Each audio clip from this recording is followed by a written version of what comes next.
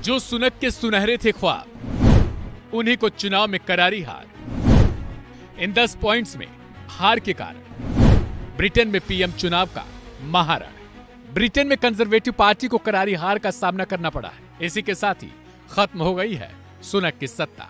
लेकिन सवाल है कि जो सुनक अभी तक दोबारा सत्ता में आने के हसीन सपने बुन रहे थे, वो कैसे सत्ता से आउट हो गए। कीर स्टारमर के नेतृत्व में लेबर पार्टी ने ब्रिटेन के आम चुनाव में प्रचंड जीत हासिल की है।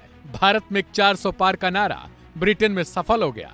वहीं जिसके चलते कंजर्वेटिव पार्टी 14 साल बाद सत्ता के बाहर होने जा रही है। तो आइए 10 आसान पॉइंट में समझते हैं ब्रिटेन के आम चुनाव को कि आखिर किन कारणों से सत्ता से बाहर सुनक को जाना पड़ा है और कौन कौन से वहां के चुनाव के महत्वपूर्ण पॉइंट्स हैं। ऐसे में पहला कारण माना जा रहा है कि ब्रिटेन के आम चुनाव में अर्थव्यवस्था सबसे बड़ा मुद्दा थी। यही वजह है कि कंजर्वेटिव पार्टी ने आखिरी समय पर दांव खेलते हुए मतदाताओं को डराने की भरपूर कोशिश की कि लेबर पार्टी सत्ता में आएगी तो वह टैक्स को बढ़ा देंगे।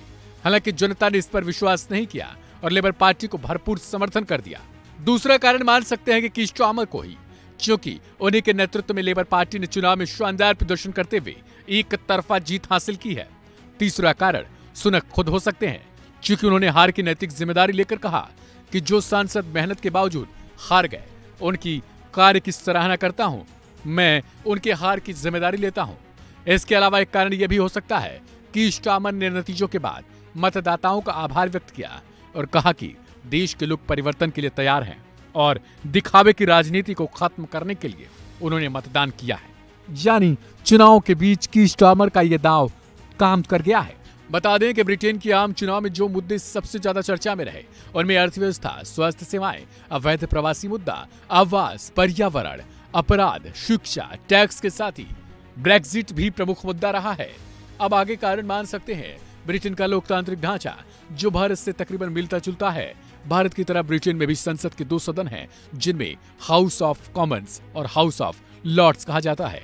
हाउस ऑफ कॉमन्स ब्रिटेन का निचला सदन है, जिसके सदस्यों के निर्वाचन के लिए आम नागरिक मतदान करते हैं। निचले सदन में जिस पार्टी को 50% से ज्यादा सीटें मिलती है, वह सरकार बनाती है, लेकिन ऊपरी सदन के लिए प्रधानमंत्री खुद सदस्यों को चुनते हैं। बता दें कि ब्रिटेन चुनाव के मतदान के बाद सामने आए एग्जिट पोल्स में भी लेबर पार्टी को प्रचंड जीत का संकेत मिल रहा था और एग्जिट पोल्स में लेबर पार्टी को 410 सीटों के साथ सबसे बड़ी पार्टी बताया गया था। अब चुनाव नतीजों ने एग्जिट पोल के दावों को सच साबित कर दिया है।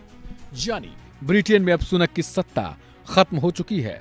अब सुनक को विपक्ष में बैठना होगा, जबकि अब कीर स्टारमर ही ब्रिटेन के प्रधानमंत्री बन चुके हैं।